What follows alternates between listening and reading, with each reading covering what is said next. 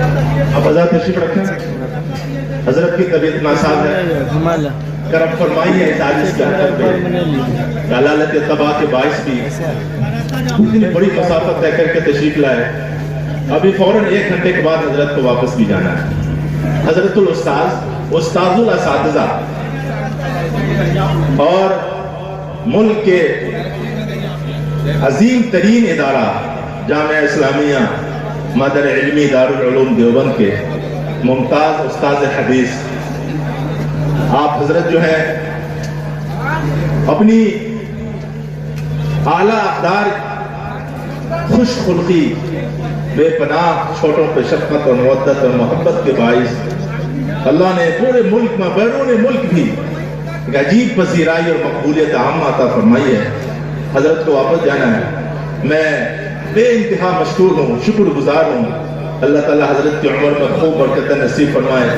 آپ تشریف لائے, اللہ تعالیٰ آپ کو صحت اور عافیت کے ساتھ لمبی عمر عطا فرمائے بلا تمہید کے. میں حضرت الاستاذ سے بڑے ادب کے ساتھ, بڑے احترام کے ساتھ گزارش کرتا ہوں کہ اپنی بشاشت سے جب تک ہو سکے حضرت ہمیں اپنے قیمتی بیانات سے مستفید فرمائے. اور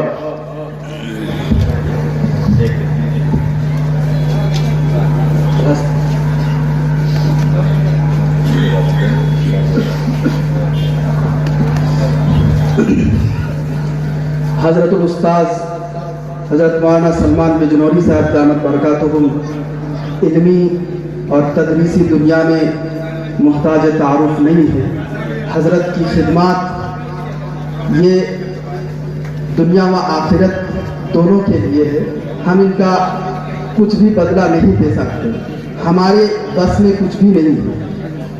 حضرت الاستاذ مولانا سلمان بجنوری صاحب دامت برکاتہم کو اعزازیہ طور پر کمیٹی نے حضرت مولانا ریاست علی ظفر بجنوری ایوارڈ کے لیے منتخب کیا ہے. حضرت سے مؤدبانہ گزارش کرتے ہیں کہ حضرت اپنے 10 مبارک سے یہ انعام.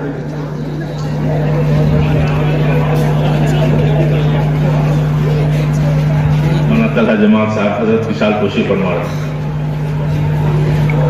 جزاک اللہ.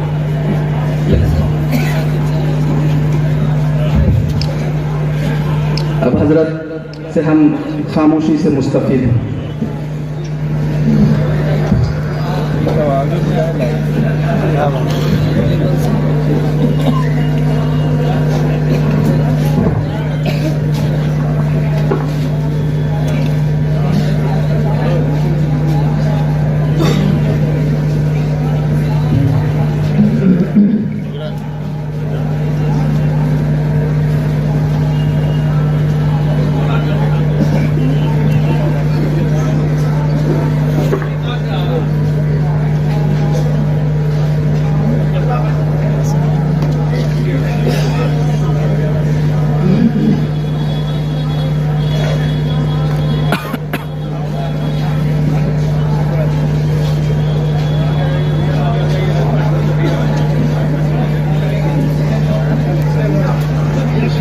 الرحمن الرحيم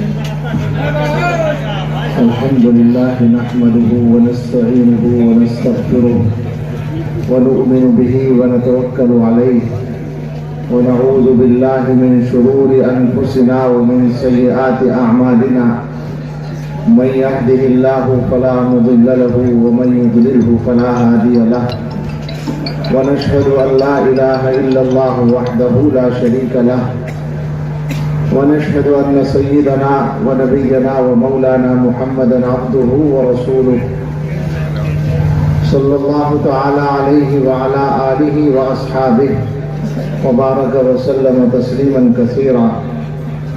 أما بعد فأعوذ بالله من الشيطان الرجيم. بسم الله الرحمن الرحيم.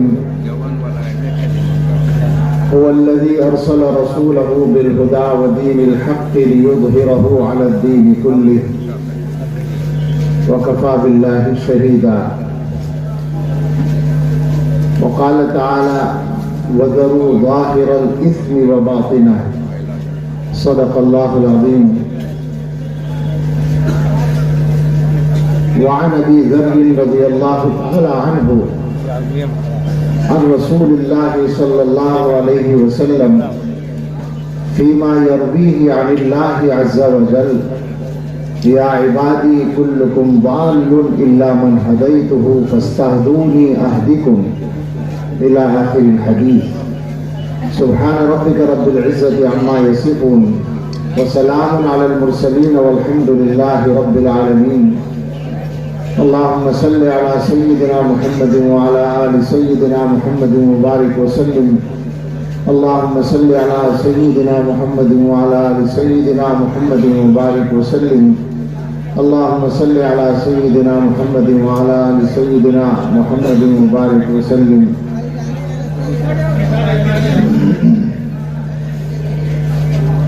اللہ تعالیٰ بہت مہربان ہیں، بہت کریم ہیں.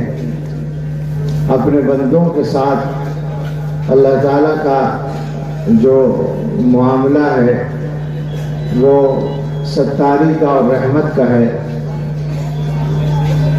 اس لیے ہم جیسے ناکارہ اور گناہگار لوگوں کا کام بھی چل جاتا ہے.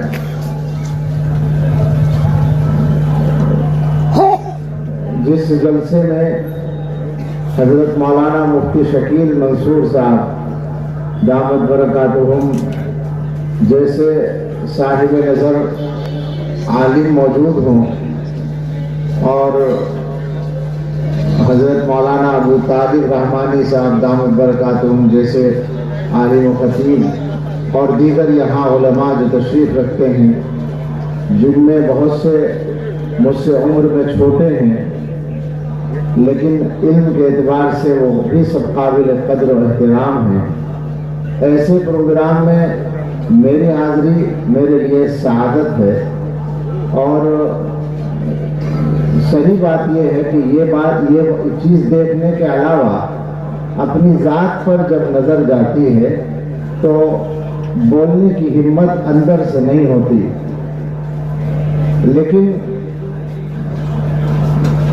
یہ بھی بتایا گیا کہ عمل اگر کوئی نہیں کر پاتا اسے بھی بولنا چاہیے، صحیح بات بولنی چاہیے، کم سے کم یہی ایک عمل ثواب کا ہو جائے. تو اس پر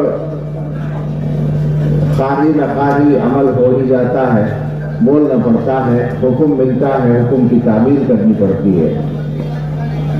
ہندوستان کے اندر رہنے والے مسلمان جب کہیں جمع ہوتے ہیں تو ان کے ذہنوں میں خاص طور سے جہاں کوئی بڑا مجمع ہو، بڑے علماء ہوں، تو ان کے ذہنوں میں بہت سے موضوعات آتے ہیں کہ ان چیزوں پر بات ہونی چاہیے، حالات پر بات ہونی چاہیے. حالات پر بات کرنا اپنی جگہ ایک ضرورت بھی ہے. اور یہاں جو علماء ہیں، مولانا شکیل صاحب، مولانا رحمانی صاحب وغیرہ، وہ یقیناً حالات کے اعتبار سے نہایت مفید چیزیں ان کی زبان سے نکلیں گی اور وہ بیان کریں گے. مگر مجھے تو زیادہ حالات کی خبر نہیں ہو ہے. البتہ جی یہ چاہتا ہے کہ اپنے بھائیوں سے اپنے ذاتی حالات کی بات کی جائے، اس لیے کہ قرآن و حدیث سے معلوم ہوتا ہے کہ دنیا کے حالات اصل میں ہمارے ذاتی حالات کا نتیجہ ہوتے ہیں. وما اصابکم من مصیبت فبما کسبت ایدیکم ویعفو عن کثیر. جو کچھ بھی حالات آتے ہیں وہ تمہارے اعمال کا بدلہ ہوتے ہیں، جبکہ اللہ تعالیٰ بہت سے اعمال کو معاف بھی کر دیتے ہیں. یہ قرآن میں ہے، کوئی ادھر ادھر کی بات نہیں ہے، بہت صحیح اور مضبوط اور 100% سچی بات ہے. تو اصل یہ ہے کہ ہم لوگ اس طرح کے پروگرام سے یہ فائدہ اٹھائیں کہ اپنے آپ کو بدلنے کی فکر کریں. ہو سکتا ہے کچھ لوگوں کو یہ بات عجیب لگے، مگر میں سیدھے سادے انداز میں آپ سے کہوں گا کہ یہ ہمارے جلسے ہوتے ہیں اور بڑے بڑے پروگرام ہوتے ہیں، بڑے اچھے اچھے بیانات ہوتے ہیں. عموماً جو نتیجہ سامنے آتا ہے وہ یہ ہوتا ہے کہ جیسے ہم प्रोग्राम से पहले थे वैसे ही बाद में भी रहते हैं। हमारी जिंदगी में उसका कोई असर नजर नहीं आता। जलसा करने वाले लोगों का ये मकसद नहीं होता कि आप जलसे में शिरकत करके चले जाएं और मुकर्रिरीन को नंबर दे दें कि फलां का बयान अच्छा था, फलां की तकरीर अच्छी थी और काम चल जाए। ये बिल्कुल मकसद नहीं होता। मकसद तो ये है कि हम लोग कुछ बदलें। ना बदलने की जो वजह होती है वो मैं अर्ज करता हूँ कि सुनने वाले, मैं बोलने वालों को अलग नहीं कर रहा हूँ, हमारा मामला भी अपनी जगह बहुत ज़्यादा काबिल गौर है। ये मेरे बहुत सारे अहबाब जमा है, मैं बेतकल्लुफ़ कहूँगा कि मेरे जैसा मौलवी भी ये समझ लेता है जैसा जो मैं बात दूसरों को कहने जा रहा हूँ। हम लोग ये समझते हैं कि जो कहा जा रहा है वो पूरे मजमे के लिए कहा जा रहा है, मेरे अलावा। ये नफ्सियाती नुक्ता है, इसको ज़रा गौर से समझिएगा कि जितने सुनने वाले हैं उनके जहनों में सुनने के वक्त क्या होता है कि ये मौलाना बहुत अच्छा बोल रहे हैं, मुआशरती खराबियों पर बोल रहे हैं, फला बात कर रहे हैं, बिल्कुल सही कह रहे हैं, मुआशरे में ऐसा ही हो रहा है। जनाब, आप भी तो उसी मुआशरे का एक हिस्सा हैं और उसमें से कुछ आपके अंदर भी पाया जाता है, उस पर भी कभी ख्याल आता है, तवज्जो होती है। हम सब की बीमारी है ये, मैं माफ़ कीजिएगा मेरा ये लफ्ज़, हम सब की ये मुश्तरक बीमारी है कि हम ये समझते हैं कि जो कहा जा रहा है वो इन सब को कहा जा रहा है, मेरे अलावा जितने नालायक बैठे हैं ये मुखातब हैं।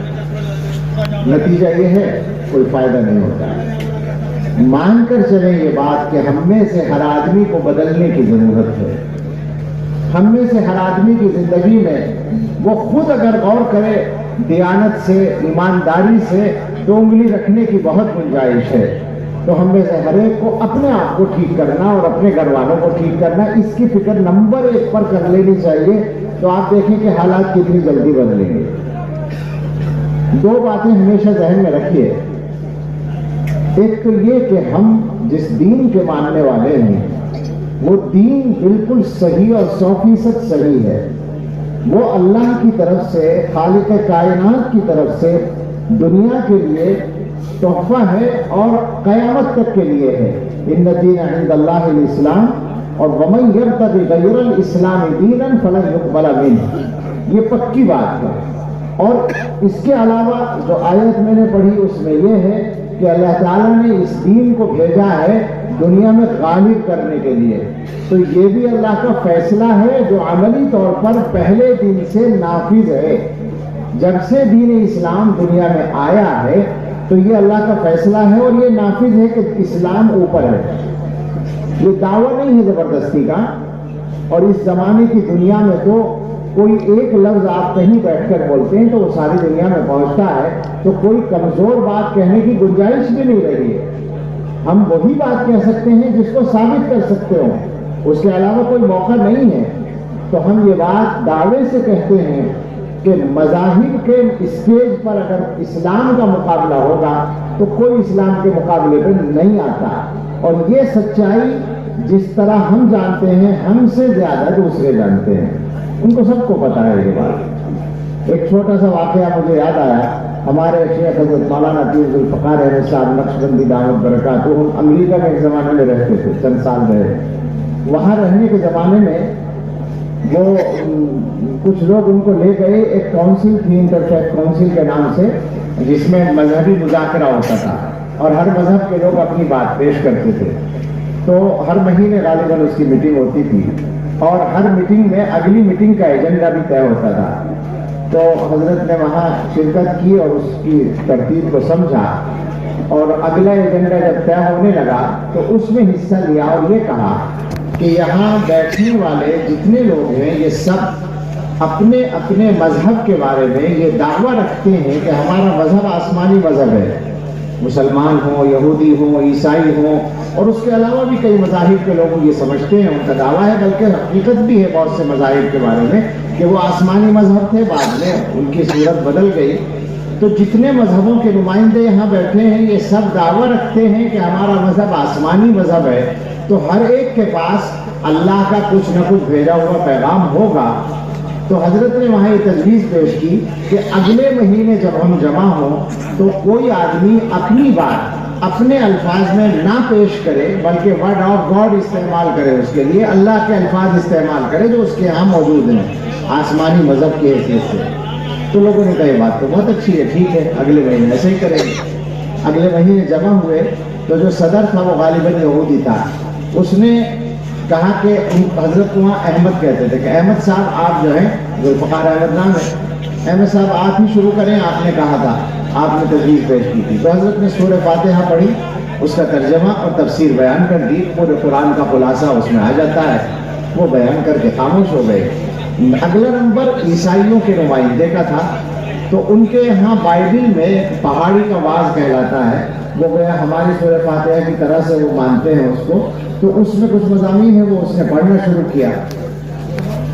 حضرت نے تھوڑا سا سننے کے بعد ہاتھ اٹھایا اور صدر سے کہا کہ مجھے کچھ کہنا ہے۔ کہا کیا کہنا ہے؟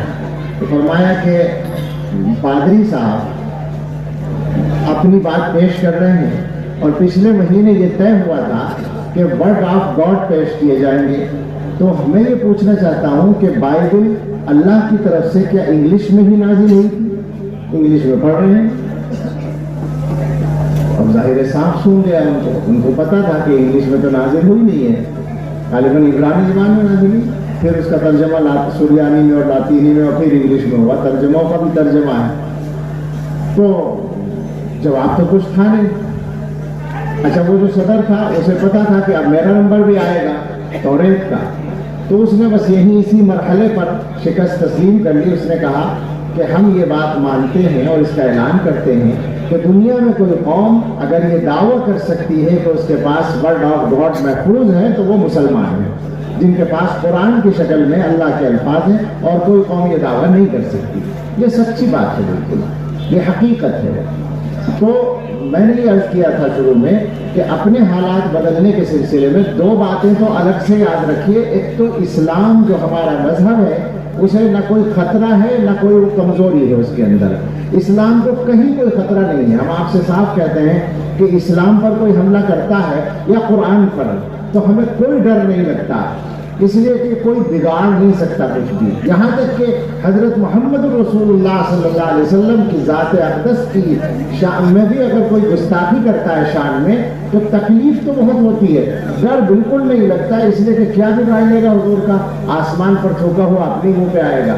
لیکن جب یہ مسلمان جو اللہ اور اسلام اور محمد صلی اللہ علیہ وسلم کو ماننے والے لوگ ہیں، ان پر کوئی بات آتی ہے تو ڈر لگتا ہے، اس لیے کہ ان کے مضبوط ہونے کی جو شرط تھی وہ اس وقت پائی نہیں جا رہی۔ ان کے مضبوط ہونے کے لیے شرط تھی کہ ان کا تعلق اپنے اللہ سے اور اپنے مذہب سے مضبوط ہو۔ ان کیا ہے وہ وَأَنْتُمُ الْأَعْلَوْنَ إِن كُنتُم مُؤْمِنِينَ، یہ شرط اب نہیں پائی جا رہی، لہٰذا یہ خطرے میں ہے، مسلمان خطرے میں ہے، اسلام خطرے میں نہیں ہے۔ اچھا مسلمانوں کی بھی جان خطرے میں نہیں ہے، اصل ایمان کا مسئلہ ہے۔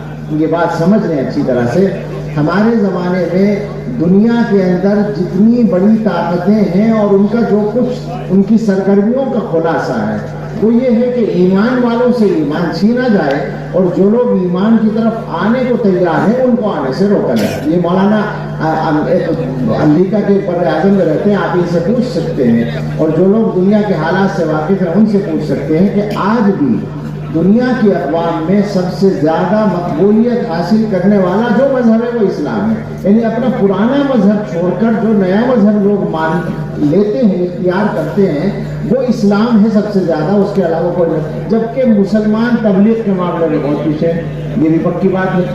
عیسائی ہمارے بھائی دنیا کے اندر اپنے مذہب کی تبلیغ میں اتنے آگے ہیں کہ ایک نیوی کا ملازم لڑکا تھا میرا جاننے والا، اس نے مجھ سے بتایا کہ ہمارا جہاز مختلف ملکوں کی بندرگاہوں پر سی پورٹ پر جاتا ہے، تو امریکہ جیسے ملک کی بندرگاہ پر یا کسی بھی ملک کی بندرگاہ پر جانے کے تھوڑی دیر کے بعد 2-1 گھنٹے کے بعد ہی پادری لوگ جہاز میں آ جاتے ہیں تبلیغ کرنے کے لیے، جبکہ سی پورٹ جو ہوتا ہے وہ تو ایئرپورٹ کی طرح سے ممنوع علاقہ ہوتا ہے، لیکن وہاں آنے کی ان کو پرمیشن مل جاتی ہے۔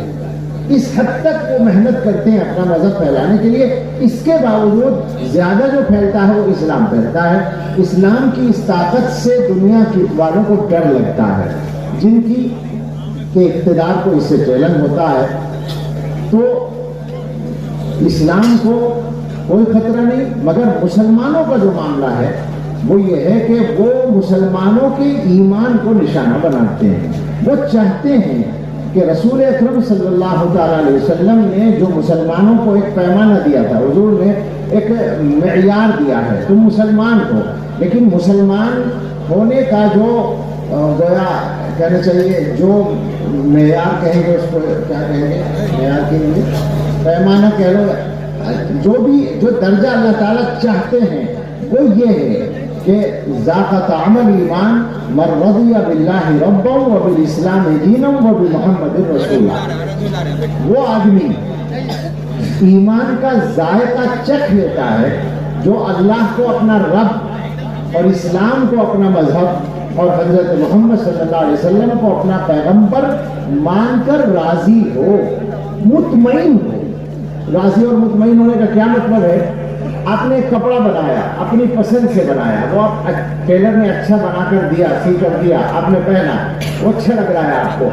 اب کوئی کہے کہ صاحب اس کو بدل دو، تو آپ کہیں گے تو آج کے لیے میں نے خاص طور سے ڈریس تیار کرائی تھی، عید کے لیے، شادی کے لیے، فلاں کے لیے، اور بہت پسند ہے مجھے، میں کیوں اس کو بدل دوں؟ جب آپ اس سے راضی ہوتے ہیں، جب آپ اس پر مطمئن ہوتے ہیں تو بدلنے کے لیے تیار نہیں ہوتے۔ اسلام کو مذہب ماننے کے بعد، اللہ کو رب ماننے کے بعد، حضرت محمد صلی اللہ تعالیٰ علیہ وسلم کو رسول ماننے کے بعد، دنیا کی طاقتیں چاہے جو کوشش کر لیں، مسلمان کو اس جگہ ہونا چاہیے کہ میں پوری طرح مطمئن ہوں اپنے مذہب پر، مجھے غور ہی نہیں کرنا، مجھے اس پر سوچنا ہی نہیں ہے۔ لیکن میرے بھائیوں، پریشانی کی بات یہ ہے کہ آج یہ ہو رہا ہے کہ ہم سوچنے لگے ہیں، خاص طور سے جو ہمارے پڑھے لکھے لوگ ہیں۔ جاہلوں کا ایمان اتنا خطرے میں نہیں ہے، یاد رکھیے گا، معاف کیجیے گا، میں یہ نہیں کہہ رہا کہ جہالت کی حمایت کر رہا ہوں، میں یہ کہہ رہا ہوں کہ تعلیم کے ساتھ جو خطرے آ رہے ہیں ان سے بچنے کی کوشش کریں۔ یہ حضرات تعلیم پر بات کریں گے، مگر میں تو بے علم آدمی ہوں۔ ایک جاہل آدمی کا قصہ میں نے اپنے بڑوں سے سنا ہے کہ جنگل میں وہ ہل چلا رہا تھا، زمین جوت رہا تھا، تو ایک عالم نے اس کو دیکھا اور اس سے پوچھا کہ تم مسلمان ہو، اللہ کو ایک مانتے ہو؟ کہنے لگا جی بالکل اللہ کو ایک مانتا ہوں۔ کہنے لگے کیوں مانتے ہو، کیا دلیل ہے تمہارے پاس کہ اللہ ایک ہے؟ اس نے کہا دلیل یہ ہے کہ اگر دوبارہ تم یہ بات کہو گے تو یہ ہل تمہارے سر پہ مار دوں گا، یہ دلیل ہے۔ تو آپ سوچیں کہ ایسے آدمی کے ایمان کو کیا خطرہ ہو سکتا ہے۔ لیکن ہم آپ سے بتائیں کہ ہم یونیورسٹی کے اندر انجینئرنگ کالج کے معزز اسٹوڈنٹ ہیں، لا کالج کے اسٹوڈنٹ ہیں، میڈیکل کالج کے اسٹوڈنٹ ہیں، اور صاحب ہم ڈاکٹریٹ کر رہے ہیں، پی ایچ ڈی کر رہے ہیں، اور ہمارا پروفیسر ہم سے بات کرتا ہے اس موضوع پر کہ اللہ موجود ہے یا نہیں، اور ہم اس کی بحث میں شریک ہیں، اور کچھ دنوں کے بعد ایتھسٹ بن رہے ہیں، ملحد بن رہے ہیں۔ یہ میں کوئی الزام نہیں لگا رہا ہوں، مجھ سے زیادہ آپ جانتے ہو۔ یونیورسٹی میں جائیے، جو ڈگری کے ڈپارٹمنٹ ہے، جو شعبے ڈگری والے اوپر والے، وہاں جا کر دیکھیے تو آپ کو ملے گا کہ بڑی تعداد میں لوگ ایتھسٹ ہو رہے ہیں۔ خطرے میں پڑ رہا ہے ایمان، کہاں سے آ رہا ہے؟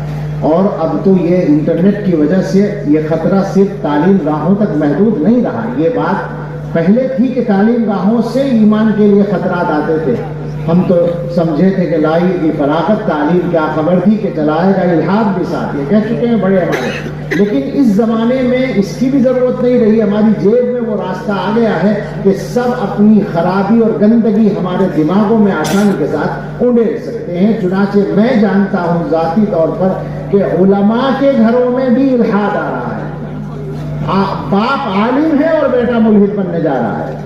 یہ واقعات ہیں، کوئی سنی سنائی باتیں نہیں ہے، جو سچائی ہے وہ یہ ہے۔ تو اصل مسئلہ یہ ہے، انہی چیزوں پر غور کرنے کی ضرورت ہے کہ ہم کیسے بند باندھیں۔ اب یہ بات میں نے ایمان کی ہے، ایمان تو ایک آخری درجے کی دولت ہے، اس سے نیچے جو اعمال کا مسئلہ ہے خطرہ وہاں سے آتا ہے۔ ظاہر بات ہے کہ باندھ شروع میں نہیں ٹوٹتا، پہلے اس سے پہلے کی جو زمین ہے وہ دبتی ہے، اس کے بعد باندھ پر خطرہ آتا ہے۔ تو ایمان جو جا رہا ہے، مصیبت یہ ہے کہ وہ جو اعمال کی گڑبڑ ہے، دین پر چلنے کا مزاج بالکل نہیں ہے۔ کتنے مسلمان ہیں جو نماز پڑھتے ہیں بھئی یہی تو ہے مولانا ابو طالب رحمانی جو کہتے ہیں کہ میں نے باقاعدہ سروے کیا ہے، میں نے تو ان کے حوالے سے کئی جگہ بیان کیا، میں نہیں جانتا ہے، لیکن مولانا بتائیں گے کہ کیا حقیقت ہے کہ پابندی سے 5 وقت کی باجماعت نماز پڑھنے والے مسلمانوں کی تعداد 2% ہے، مولانا کہتے ہیں۔ آگے یا نہیں آ رہے ہوں گے تو ان سے پوچھ لیجئے گا۔ میرے جیسا رجائی قسم کا آدمی، یعنی امید رکھنے والا آدمی 10% کر لیتا ہے اس کو گھٹا بڑھا کے کہ نہیں کچھ اور بھی ہوں گے اس طرح کے پابندی کرنے والے، تو چلو 10% مان لو، 90% مسلمان تو اللہ کی بارگاہ میں کھڑے ہونے کے بعد پہلے سوال کا جواب دینے کے لیے تیار نہیں ہے۔ اول ما یحاسب به العبد یوم القیامۃ الصلاۃ، پہلا سوال نماز کے بارے میں ہوگا، کیا جواب دیں گے مسلمان؟ کیا بات ہے آخر؟ اور یہ امید کرتے ہیں اور دعوے کرتے ہیں، بلکہ تمنائیں رکھتے ہیں کہ اللہ کی مدد کیوں نازل نہیں ہوتی۔ اور گھروں کا حال جو ہمارا ہے وہ ہمیں پتا ہے، اگر ہم بھی نمازی ہیں تو بچے نمازی نہیں ہیں۔ بچوں کے بارے میں روزی روٹی، شادی بیاہ، روزگار، 3 چیزوں کا انتظام ہو گیا، مکان اگر بیٹا ہے مکان کا انتظام ہو گیا تو ہم سمجھتے ہیں کہ ساری ذمہ داریاں پوری ہو گئی، جبکہ یہ ساری ذمہ داریاں 50 سال کے لیے، 60 سال کے لیے، 70 سال کے لیے، کتنے دنوں کے بعد مرنا ہے، کب تک جینا ہے۔ وہ مرنے کے بعد اس بچے کا کیا ہوگا؟ اس کی دنیا کو جنت بنانے کے لیے تو محنت کر لی، لیکن جنت میں جانے کا جب وقت آئے گا تو اس کو جہنم سے بچانے کے لیے کیا کیا آپ نے؟ بچیاں بے پردہ ہیں، باپ کے کانوں پر چو نہیں رینگتی، بیوی بے پردہ ہے۔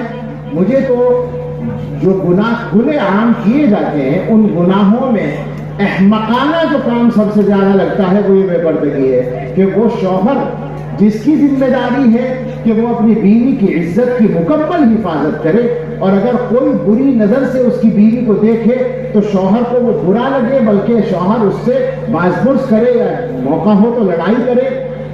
ہونا یہ چاہیے شوہر اگر صحیح معنی میں باغیرت اور مسلمان شوہر ہے، لیکن اکبر تو 100 برس سے زیادہ ہو گئے، وہ کہہ گئے تھے کہ میاں بیوی خدا کے فضل سے بیوی میاں دونوں مہذب ہیں، انہیں غیرت نہیں آتی، انہیں غصہ نہیں آتا۔ اس وقت بھی یہی ہے، آج بھی یہی ہے۔ کیا بات ہے آخر؟ یعنی بیوقوف آدمی جس کو بیوی کی حفاظت کرنی تھی وہ خوش ہو رہا ہے بیوی کو ساتھ میں لے کر چل کر کہ میری بیوی دوسرے لوگوں کو اچھی لگ رہی ہے۔ بتاؤ یہ ذہن یہی ہو رہا ہے یا نہیں ہو رہا ہے؟ کیوں لے کے چل رہا ہے تو بے پردہ؟ اس کا مطلب یہ کہ دوسروں کو دکھا کر تجھے اچھا لگ رہا ہے۔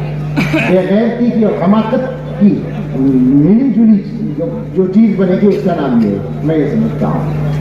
تو آپ یعنی میں سارے گناہوں پر بات نہیں کر سکتا اس وقت میں، لیکن جب گناہوں کا تذکرہ آ گیا تو 2-3 باتیں اور کہے بغیر نہیں رہا جاتا۔ ہندوستان میں تو کم سے کم اکثر علاقوں میں جانا ہوتا ہے، 3-4 چیزیں ایسی ہیں جنہوں نے تباہ کر رکھا ہے مسلمانوں کو، اور میں آپ سے کے سامنے کہتا ہوں اگر آپ کے یہاں نہ ہو تو مجھے خوشخبری ضرور سنا دیجیے گا۔ ایک تو سودی قرضے ہے تو نہیں آپ کے؟ میں نے کوئی گاؤں بھی نہیں دیکھا مسلمانوں کا جہاں سودی قرضے نہ ہو، رونا آ جاتا ہے۔ اور معلوم ہے آپ کو کہاں تک بات پہنچ رہی؟ مسلم آبادی، ٹھوس مسلم، میں ایسے قصبات کے نام جانتا ہوں، تحقیق کے ساتھ بات کر رہا ہوں، سنی سنائی نہیں کر رہا ہوں۔ میں نے اپنے بجنور میں، میرٹھ میں، سہارنپور میں، دیوبند میں، شاملی میں، مظفر نگر میں، دہلی میں، میوات میں، یہ ہمارا سارا علاقہ ہوا، اور باہر نکل کر سمندر کے کنارے تروپتی میں جا کر، اور مدراس میں، اور مہاراشٹر میں، اور آسام میں، اور بنگال میں، کہاں کہاں کا نام لوں میں، جہاں جا کر یہ فکر رہتی ہے، پوچھتا ہوں تو یہ پتہ چلتا ہے کہ سودی قرضے نے جکڑ رکھا ہے۔ مسلم آبادی ہے اور وہاں ہندو بھائیوں کا کوئی گھر نہیں ہے، مگر انہوں نے آفس کھول لیا ہے قرضہ تقسیم کرنے اور وصول کرنے کے لیے، اور اس کے بعد قرضہ ادا نہ ہونے پر کیا کیا ہوتا ہے آپ سمجھ جائیں کہاں کہاں تک بات پہنچ رہی ہے۔ کہنا مشکل ہے، رونے کے علاوہ کوئی کام نہیں ہمارا، صحیح بات ہے۔ اس مصیبت سے پیچھا چھڑائیے، آدھی روٹی کھا لیجیے مگر سودی قرضے کے چکر میں مت پڑیے، حلال کمائیے اور حلال خرچ کیجیے۔ ایک نشہ، میں اتنا جانتا ہوں کہ ہندوستان میں مسلمانوں کی جو آبادی ہے اس میں آبادی کے اعتبار سے نشے کا تناسب دوسرے مذہب والوں سے زیادہ ہے۔ وہ مسلمان جو کلمہ پڑھتا ہے اللہ کا اور جو دل میں یہ سمجھتا ہے اور دعویٰ کرتا ہے کہ میرے دل میں ایمان ہے، وہ اپنے منہ میں نشک کیسے لے جاتا ہے اور دوسروں سے زیادہ لے جاتا ہے۔ ایک ایک گاؤں میں کروڑوں کروڑوں کی سمیت کی تجارت ہوتی ہے۔ میں جانتا ہوں ایسے گاؤں، میں یہ بھی سنی سنائی نہیں کہہ رہا ہوں، اور میں نے نہیں پائی کوئی جگہ جہاں کے لوگوں نے یہ بتایا ہو مجھے کہ یہاں نشے کا رواج نہیں ہے، کوئی جگہ نہیں ہے، عام ہو رہا ہے۔ مسلمانوں کی بات ہم کر رہے ہیں۔ ایک اور گناہ ہے، بہت سارے ہیں، مخبری۔ آپ کے یہاں تو نہیں ہوتی؟ ایک مسلمان دوسرے مسلمان کی جاسوسی کرے، مخبری کرے۔ آپ کے یہاں نہیں کرتے ہوں گے، شریف لوگ ہیں۔ میں نے ہندوستان میں کوئی جگہ نہیں پائی جہاں یہ کام نہ ہو رہا ہو۔ مسلمانوں میں سے مردوں کا بھی اور عورتوں کا بھی بہت سے لوگوں کا ذریعہ معاش بنا ہوا ہے۔ ہم یہ نہیں کہتے کہ غیر قانونی کام کو آپ چھپائیں کسی کے، لیکن کم سے کم جھوٹ تو نہ بولیں، کم سے کم اپنے پیسے بنانے کے لیے کسی کی عزت سے تو نہ کھیلیں۔ اب تو حالات ہماری ایمانی کمزوری کے یہاں تک ہیں کہ ذاتی لڑائی کی بنیاد پر ہم ملت کا نقصان کرنے کو آسانی سے تیار ہیں۔ کئی جگہ کے کیس آج بھی میرے علم میں ہیں جہاں پر ذاتی اختلاف کی وجہ سے شکایت کی مدرسے والوں کی، مسجد والوں کی، جماعت والوں کی، یا خود آپس میں دینداروں نے کی ہے کہ ان کا تعلق باہر سے ہے، ان کی فنڈنگ باہر سے ہو رہی ہے، ان کا تعلق دہشت گردوں سے ہے۔ اس حد تک ہم لوگ گر چکے ہیں۔ پھر کس منہ سے ہم یہ سوچتے ہیں کہ ہندوستان جیسے ملک میں ہمیں عزت کا کوئی مقام آسانی سے مل سکتا ہے؟ معاف کیجیے گا، دوسرے کیا کر رہے ہیں؟ یقیناً اس ملک میں، جمہوری ملک میں، آئین کے اعتبار سے جو حق ہمیں حاصل ہے ان پر ہمیں بولنا بھی ہے، اور ان کے نہ ملنے پر ہمیں احتجاج بھی کرنے کا حق ہے، اور مطالبے کا بھی جو چاہے ہم کہہ سکتے ہیں۔ اسی طرح کی اور ویڈیوز پانے کے لیے اعجاز ہاشمی ندوی کو سبسکرائب کریں۔